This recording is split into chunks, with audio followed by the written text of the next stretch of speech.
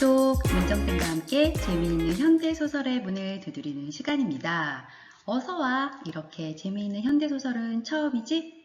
우리가 이번 시간에 배울 작품은 바로 이범선의 오발탄입니다.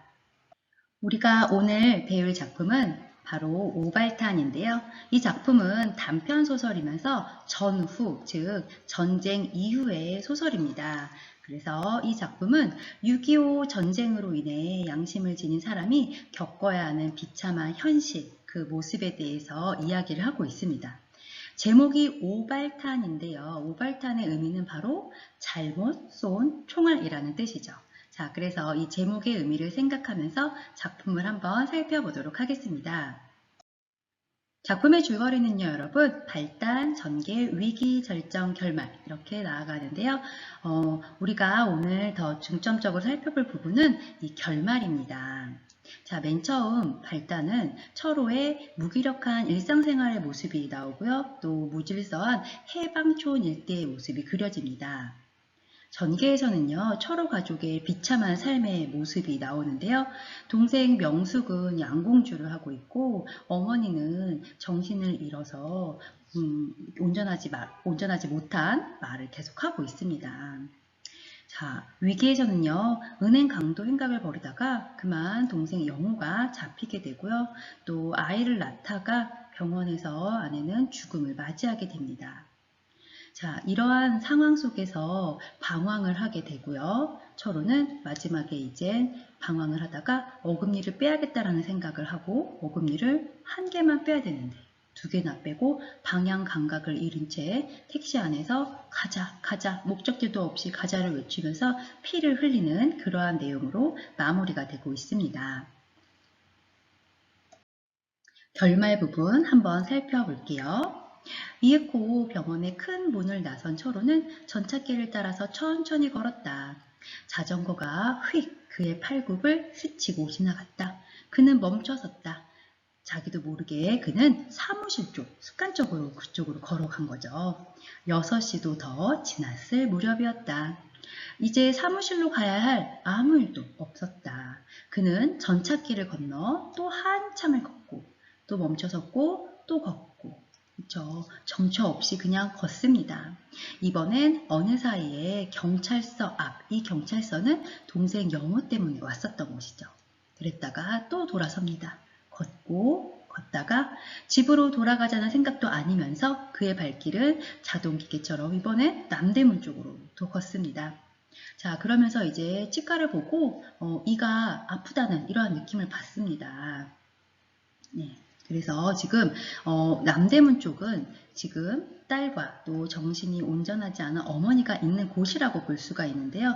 여기에서 지금 의미하는 거 지금 그 경찰서 또 병원을 나오고 또 경찰서를 또 지나가고 이러한 것들이 다 이 철호의 삶에 주어진 의무라는 것이죠. 그렇죠? 아버지로서의 역할, 또 아들로서의 역할, 또 형으로서의 역할, 이 모든 것들이 다 여기에 지금 철호에게 짊어진 가장의 무게입니다. 좀 아팠죠. 그래서 이제 이를 뽑았는데요. 의사가 뽑아둔 이를 철호의 눈앞에 보여줍니다. 속이 시꺼멓게 썩은 징그러운 이뿌리에 빨간 살점까지 묻어나왔죠. 철호는 솜을 입에 문 채 머리를 좌우로 흔들어 보았는데요. 사실 아프지도 아무렇지도 않았습니다. 자, 지금 마음이 너무나 고통스러워요. 그래서 육체적으로 어디가 어떻게 아픈지 전혀 느끼지 못하고 있는 것이죠. 자, 됐습니다. 30분 후에 솜을 빼버리쇼. 피가 좀 나올 겁니다. 그런데 다른 쪽을 이쪽을 또 마저 또 빼달라고 합니다. 지금 이를 하나 뺐는데 그 이 말고 또 다른 이를 빼달라고 합니다. 왜 그럴까요? 너무나 고통스러워서 그냥 모든 걸 다 없애버리고 싶은 그러한 마음입니다. 철호는 옆에 타구, 침을 뱉는 그릇이죠. 뱉고 나서 또 한쪽 불을 눌러봅니다. 어금니를 2개 빼면 피가 너무 많이 나와서 안 됩니다. 라고 이제 의사가 거절을 하죠. 자, 다른 치과를 또 가서 이야기를 합니다. 안 될 텐데요 하지만 철호는 괜찮다고 막 우깁니다. 자, 이번에는 두 볼에 다 밤알만큼씩한 솜덩어리를 물고 나왔는데요. 입안이 찝찝했죠. 간간히 길가에 나서서 피를 뱉었는데요. 여러분, 자, 피를 계속 뱉어요. 이거는 생명과 관련이 된 거잖아요. 그래서 지금 이거 다 연관이 되어 있습니다. 지금 그쵸? 이 복선이라고도 볼 수가 있겠죠. 시뻘건 선지피가 엉겨서 나옵니다. 남대문을 오른쪽에 끼고 돌아 서울역이 보이는 데까지 왔을 때 몸이 또 떨립니다. 머리가 휑하니 비어버린 것 같고 바로 그때 번쩍하고 거리에 전등이 또 들어옵니다. 지금 어때요? 막 현기증이 일어나는 겁니다. 그쵸? 아, 과다출혈로 인해서 지금 철호의 상황이 굉장히 이제 암담하다라는 거, 그러한 것들을 우리가 지금 살펴볼 수가 있습니다. 철호는 아무래도 좀 이상하다고 생각하였다. 이제 빨리 집으로 돌아가 누워야겠다고 생각을 했죠. 다시 큰 길로 나왔는데 택시가 한 대 있습니다. 손을 한번 흔들었고요. 철호는 던져지듯이 털썩 택시 안에 쓰러졌습니다. 어디로 가시죠? 해방촌. 해방촌은 집이 있는 곳인데요. 여기에서 철호에게 집이란 안식처가 아니라 아까도 선생님 이야기했듯이 가장으로서, 그쵸? 삶의 의무, 책임의 공간이라고 볼 수가 있습니다. 자동차는 속력을 늦추었고요. 해방촌으로 가자면 차를 돌려야 되기 때문이죠. 운전사는 줄지어 달려오는 자동차 사이가 생기기를 노리고 있었는데요. 저만치 이제 자동차 행렬이 좀 끊겨서 이제 핸들을 잔뜩 비틀어줬죠. 운전사가 몸을 한편으로 기울이며 막 핸들을 틀려는데 또 철호가 아니야. S병원으로 가. 자, 아내가 있는 곳. 이곳으로 또 가자고 합니다. 어때요? 목적지를 지금 정하지 못한 그러한 모습 살펴볼 수 있습니다. 자, 이번에는 아니야. 경찰서로 가. 이러면서 또 형으로서의 또 역할을 해야 되지 않나? 또 이런 생각을 합니다. 눈을 감고 있는 철호는 생각하고 계속 어디로 가야 될지 생각을 하고 있는데요. 아내는 이미 죽었어. 그러면 이번에는 또 어디로 가야 되나, 그죠? 다행히 차의 방향을 바꿀 필요가 없어서 그냥 달렸죠. 자, 경찰서 앞입니다. 철호는 눈을 떴습니다. 상반신을 번쩍 일으켰고요. 또 털썩 뒤로 기대고 쓰러져 버렸습니다. 아니야, 가! 이제는 여러분 어때요? 현실의식이 사라지고 있습니다. 그쵸? 경찰서라고 도착을 했잖아요. 그쵸? 그래도 그냥 가자 이렇게만 외치고 있습니다. 목적지가 어딘지도 지금 모르고 있는 그러한 상황입니다. 어디로 갑니까? 글쎄 가 이러면서 이제 마지막에 운전수가 오발탄 같은 손님이 걸렸다고 이야기를 합니다. 자, 오발탄 잘못 쏜 총알이죠. 그래서 삶의 방향성이 없는 지금 이 주인공의 모습을 이렇게 오발탄이라고 비유를 해서 설명하고 있다는 것을 알 수 있습니다. 자, 오늘 선생님과 함께 살펴본 작품은 바로 이범선의 오발탄이었는데요. 자, 작품의 제목 그리고 이 등장인물과 인생과 함께 연결지어 보면서 제목의 의미를 깊이 있게 생각해 보는 시간 갖는 것이 참 좋을 것 같습니다. 또한 선생님은 지금 마지막 부분만 읽어보았는데요. 자, 여러분들 이번 방학을 통해서 책을 한번 다 읽어보는 시간을 가졌으면 좋겠습니다. 단편 소설이기 때문에 길지도 않고요. 여러분 굉장히 재미있습니다.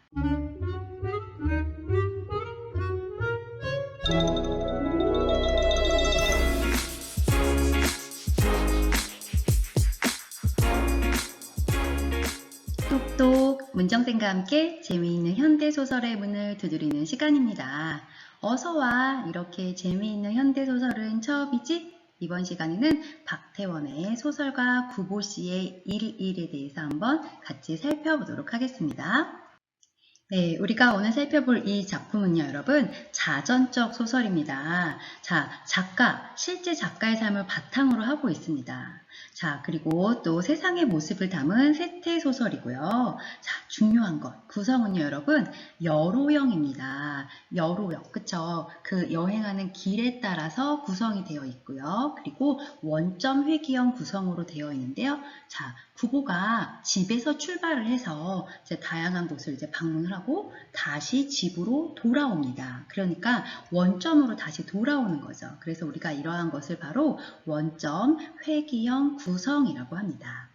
이 작품의 주제는 여러분, 그래서 소설가 구보죠. 눈에 비친 1930년대의 그 당시 경성의 모습을 살펴볼 수가 있는 그러한 작품입니다. 자, 그러면 선생님과 함께 가장 재미있는 부분 속으로 한번 들어가 볼게요. 자, 처음에 이렇게 첫 어절을 소 제목으로 처리를 해서 시각적으로 효과를 줍니다. 전차 안에서 이렇게 집중을 하게끔 말이죠. 구보는 이라고 있는데요. 자, 이 구보는 여러분 작가 박태원의 호입니다. 그래서 정말 이제 자전적인 이야기구나 라는 것을 우리에게 또 더 알려주고 있죠. 제자리를 찾지 못합니다. 하나 남았던 좌석은 그보다 바로 한 걸음 먼저 차에 오른 젊은 여인에게 점령당했다.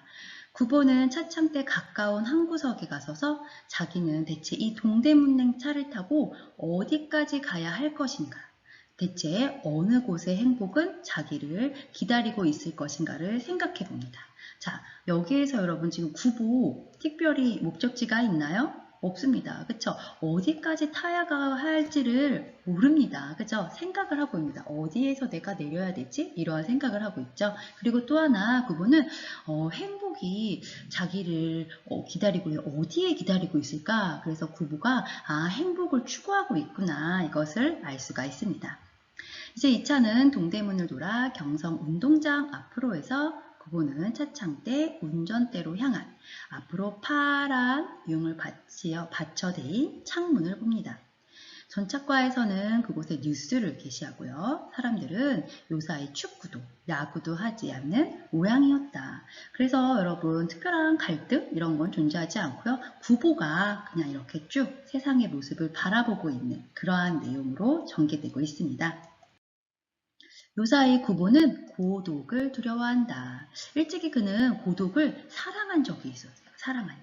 그러나 고독을 사랑한다는 것은 그의 심경에 바른 표현이 못 될 거죠. 그는 결코 고독을 사랑하지 않았는지도 모른다. 혼자 막 생각을 하는 거예요. 내가 고독을 사랑했었나? 사랑하지 않았나? 그게 굉장히 혼란한 심리죠. 그지없이 무서워하였는지도 모른다.